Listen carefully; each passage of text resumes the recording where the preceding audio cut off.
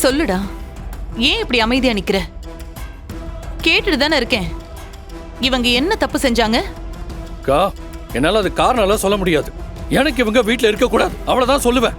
அப்படியெல்லாம் உனக்கு பிடிக்கலங்கிறதுக்காக எதுவும் செய்ய முடியாது. உனக்கு எப்ப வேணாலும் கோபம் வரும்.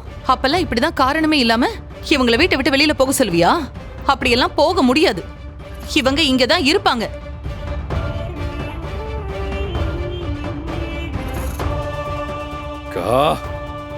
பண்றது கொஞ்சம் கூட சரியில்லைக்கா. இவன் யாருக்கா?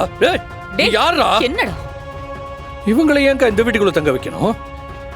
நீதான் காரணமே இல்லாம சப்போர்ட் பண்ணிட்டு இருக்க. இவங்க 2 பேரும் என்னோட கெஸ்ட். நான் சொல்ற வரைக்கும் இவங்க 2 பேரும் இந்த வீட்ல தான் இருப்பாங்க. இவங்களால எந்த பிரச்சனையும் வராது. அப்படியே வந்தா கூட அதுக்கு என்ன செய்யணும்னு நான் தான் முடிவெடுப்பேன். இதுல வேற யாருமே தலையிட முடியாது.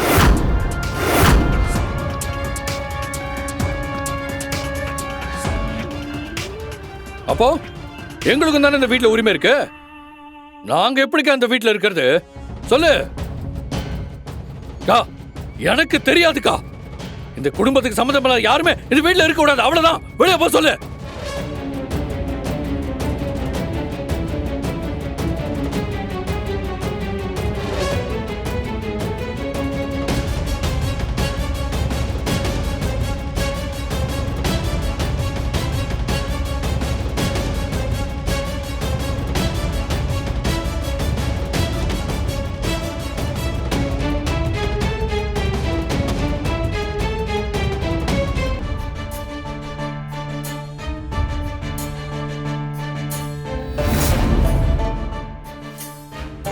கண்டிப்பா நான் வரேன்.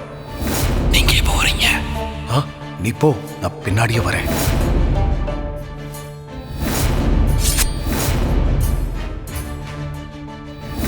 இப்பவே இந்த வீட்டை விட்டு போடா அனாதை பயலே. யாரடா அனாதைன்னு சொன்ன?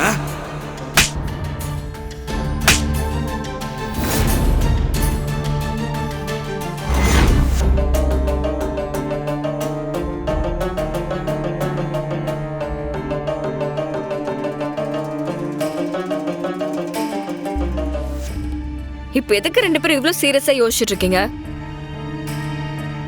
புதுசாலாம் எதுவும் நடக்க போறதில்ல. அண்ணி எப்படியோ அந்த சிவா இந்த வீட்டுக்குள்ள இருக்கிறதுக்கு என்ன செய்யணுமோ அததான் செய்வாங்க. அப்படியே சிவா வீட்டை விட்டு போற மாதிரி இருந்தாலும் அதுலயும் கண்டிப்பா ஏதாவது ஒரு ட்விஸ்ட் இருக்கும்.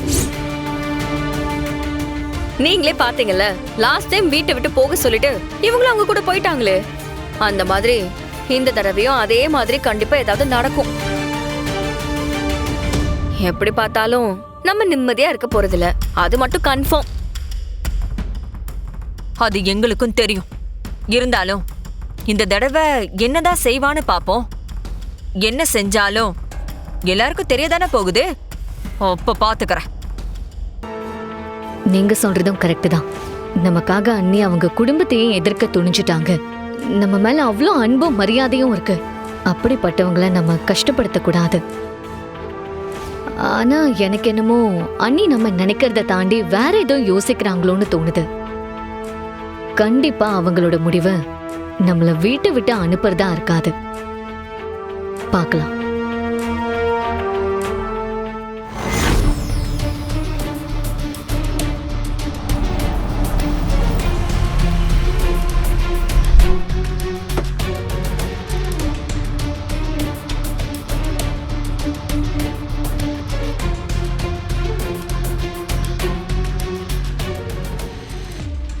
வணக்கம் சார்.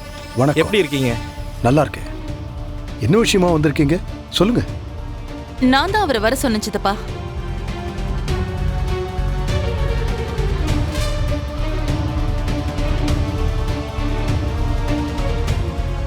வணக்கம் மேடம். வணக்கம்.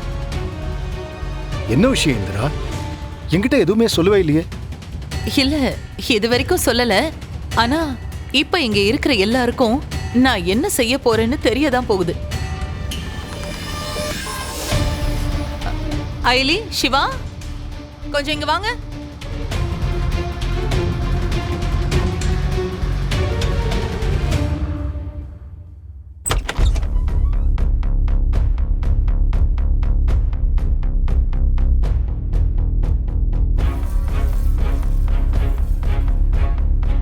ஹனி, நீங்க ஏதோ கோவத்துல இப்படி ஒரு முடிவு எடுத்திருக்கீங்கன்னு நினைக்கிறேன். எதுக்கும் இன்னொரு தடவை யோசிச்சு பாருங்க. இதெல்லாம் சரி வராது. நம்ம குடும்பத்துக்கும் இவங்களுக்கும் ஒத்தே வராது. நாங்களும் நீங்க எது செஞ்சாலும் அதுல ஒரு அர்த்தம் இருக்கும்னு எல்லாத்துக்கும் பொறுத்துதான் போய்கிட்டு இருக்கோம். அப்படிதான் உங்களுக்காக இவங்களையும் நாங்க இவ்வளவு நாளா பொறுத்துக்கிட்டு இருக்கோம். ஆனா இவங்களால குடும்பத்துல இன்னும் பிரச்சனை அதிகமாகிட்டே தான் இருக்கு. இவங்க இங்க இருந்து சரி வராது. நீங்க அதுக்கு ஏதாவது ஒரு முடிவு எடுப்பீங்கன்னு பார்த்தா இப்படி எல்லாருக்கும் ஷாக் கொடுக்கற மாதிரி முடிவு எடுத்திருக்கீங்களே, இது எங்களால ஏத்துக்கவே முடியாது.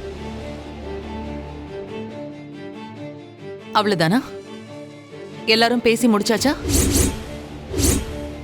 இன்னும் வேற யாராவது பேச வேண்டியிருக்கா?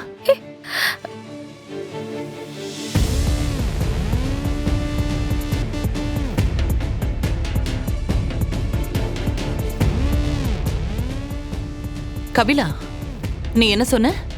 நான் செய்யறது நியாயம் இல்லையா? அப்போ நீ செய்யறது மட்டும் எல்லாம் நியாயமா? எந்த பிரச்சனையா இருந்தாலும் அத நீ என்கிட்ட தான் வந்து சொல்லியிருக்கணும். ஆனா நான் வீட்ல இல்லாத டைம் பார்த்து நீ இவங்களை வீட்டை விட்டு அனுப்ப பாத்தியே, அது கரெக்டா? ஒருவேளை உனக்கு ஏன் மேல மரியாதை இருந்திருந்தா நீ அப்படி செஞ்சிருப்பியா? அதனாலதான் இப்படி ஒரு முடிவை நான் எடுத்தேன்.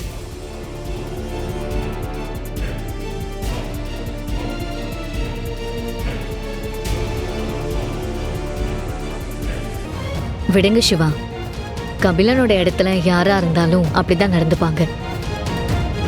இத்தனை வருஷமா அவன் மட்டும்தான் இந்த குடும்பத்தோட வாரிசுன்னு நினைச்சிட்டு இருக்கான். இப்போ திடீர்னு அண்ணி உங்களை தன்னோட தம்பியா தத்தெடுக்கிறேன்னு சொன்னதும் அவங்களால அதை ஏத்துக்க முடியல. நாம கபிலனையும் முழுசா தப்பு சொல்ல முடியாது. அப்போ என் மேலதான் தப்புன்னு சொல்றியா, இல்ல அக்கா மேல தப்புன்னு சொல்றியா? நான் யாரு மேலயும் தப்பு சொல்லல. சூழ்நிலை தான் இது எல்லாத்துக்கும் காரணம். இத்தனை வருஷத்துக்கு அப்புறம் நீங்க உங்க அப்பாவை கண்டுபிடிச்சதுக்கு நாம ஒரு பக்கம் சந்தோஷப்பட்டாலும் இன்னொரு பக்கம் அதோட விளைவுகளையும் ஃபேஸ் பண்ணி தான் ஆகணும். எல்லாமே நல்லதுக்கு தான் எடுத்துக்க வேண்டியதுதான். நீங்க விடுங்க, கபிலன் காலப்போக்குல சரியாயிடுவான். யாரு அந்த கபிலனா? ஐலி சும்மா ஏதாவது சொல்லணும்னு சொல்லிட்டு இருக்காத. அவனை பத்தி நல்லா தெரிஞ்சுக்கிட்டு நீயே இப்படி பேசுறியே. சரி, நான் தான் இந்த பிரச்சனையை விடுங்கன்னு சொன்னேன்ல. நாம எதுக்கு இப்போ கபிலனை பத்தி பேசணும்?